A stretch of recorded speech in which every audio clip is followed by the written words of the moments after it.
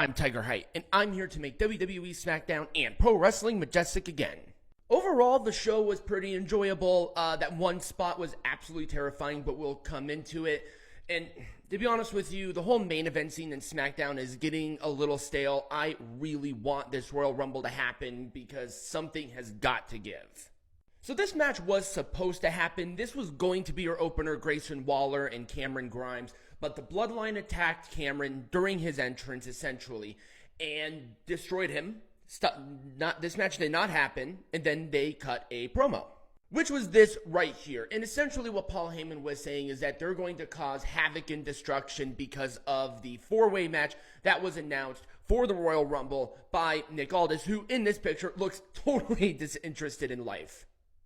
And so during this whole escapade, Nick Aldis makes the main event match where Jimmy Uso, Solo Sikoa, and somebody, doesn't matter who it is, it could have been Roman Reigns, it could be anybody, taking on the three challengers in a six-man tag. But if the Bloodline couldn't find a partner, it would be a 2-on-3 handicap match. Overall, it was done well, but you can't necessarily go wrong with a Paul Heyman promo. So there you go. With the attack and everything, I'm going to give this an Orange Cassidy thumbs up. So our next matchup here is LWO members Joaquin, Wilde, and Cruz del Toro taking on Angel and Humberto, who aligned themselves with Santos last week? Yeah, it was last week. I knew this match was going to be enjoyable. I did not realize how good this was going to be. These four have a chemistry that I just so enjoyed. This was so much damn fun, and I cannot believe it was the first match on the show. And this really told me something interesting. SmackDown's entire focus is flip-flopped, where the undercard, tag division, and semi-main are the more enjoyable parts than the actual main event. Hell, even the women's match the whole women's division, even though it kind of feels a little stale because there's 20 members of Damage Control, and there's maybe 3 challengers for EO, at the very least, you're getting good stuff. In the main event, it's the same stuff. I mean, we'll get to it, but I just was like, oh God, here's the main event. For the umpteenth time, we have the Bloodline. Jimmy's going to pick up the loss because they want to protect Solo. Copy and paste. But let's get back to this match. I liked it. This was really good.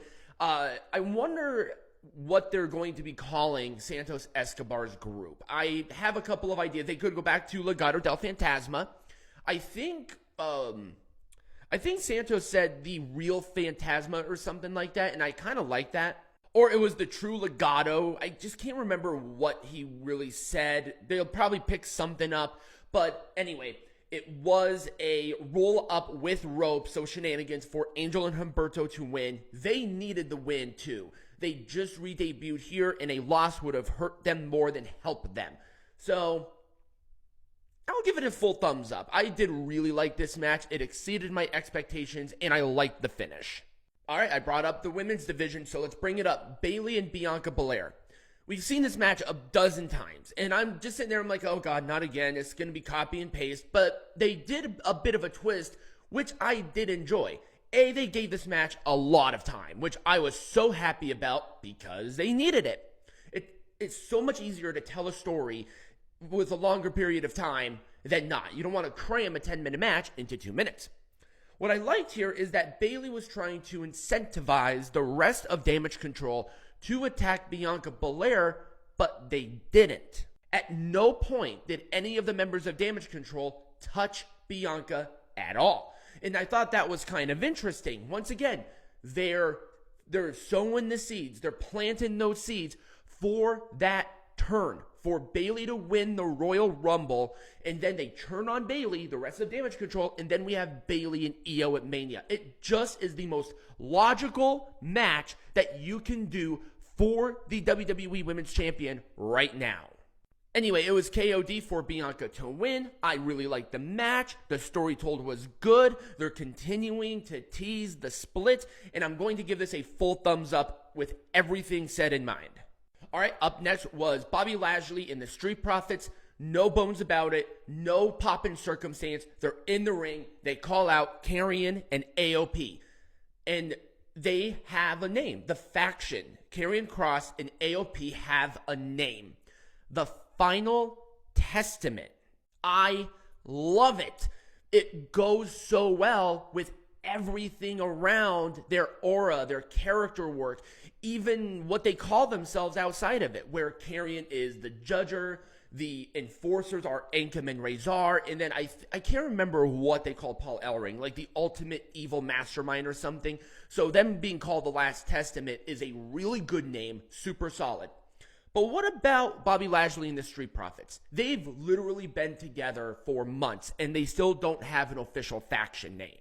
I know I keep harking back on it, and you're like, Tiger High, does it necessarily matter that they have a name or not? It does. It establishes that unity. So them just being together all the time, it's a start. The look and appearance, the ring gear change, the theme song change, that's all well and good. But do you think the Hurt Business would be as impactful as the Hurt Business if they were just Cedric Alexander, Shelton Benjamin, Bobby Lashley, and MVP? Do you think that there would have been that much of an impact with the Hurt Business if they weren't called the Hurt Business? No, absolutely not. But let me know in the comments. Do you think that the name, like naming a faction, matters? Anyway, I like this segment overall. It was solid. It establishes this new rivalry. It establishes the new faction. And I'm just overall pleased with this, so it gets a full thumbs up. All right, we got to talk about it. I'm going to talk about more of the injury and the scare in a separate video because I think it's warranted. But it was Carmelo Hayes and Austin Theory. What happened in this was a total and complete accident. And I'm glad that we had the health update that they are both okay. If you do not know, Austin Theory was trying to do that seated springboard, single-legged Spanish fly, and this happened. They landed like this, right on top of his damn head. But before this happened, it was a good match, and maybe more of an ending would have been nice, but this obviously was not kayfabe at all. This was IRL, this was shoot, very scary situation, and the crowd were in silent. They did not boo, thank Christ. They knew that this was a botch, it was a situation, and I'm just glad that nobody was hurt. So, up until the ending, and I'm not going to give the ending any sort of thumbs or anything like that because I feel like that's unwarranted. But the match before this gets a full thumbs up. And in our main event, it eventually became, first it was a regular tag match because the Bloodline attacked Randy Orton and essentially took him out of the match before the match happened. AJ Styles and LA Knight taking on the Bloodline for a good part of this match.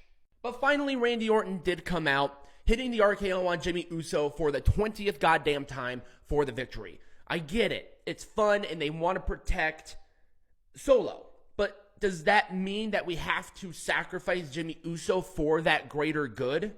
Solo's momentum has just hit a plateau. And if they did like a disqualification or something else, I probably wouldn't have harped on this match as much as I did. But they didn't. It was a clean-ass pin on Jimmy again. And then the babyfaces attacked the heels anyway after the match. Did they have to win the match? I think it would have been more impactful with that disqualification because they already were beating them up anyway. I think that probably would have been better. Instead of a match, have it almost before, have the babyfaces run in and just beat the absolute snot out of the Bloodline. That would have been better. But they didn't do that. And I'm just not sure about you, but for me, Jimmy Uso's value as this singles competitor has pretty much hit the Mariana Trench as it relates to him being serious in any capacity, at least for me. I'll give it an Orange Cassidy thumbs up because of the post-match attack. And that was SmackDown. Let me know you thought about not only my review, but SmackDown in the comments down below or right over here next to me. Subscribe to the channel, become a patron. All of that great stuff will be in the bio or in the description, wherever you're watching this on. And as always, be majestic.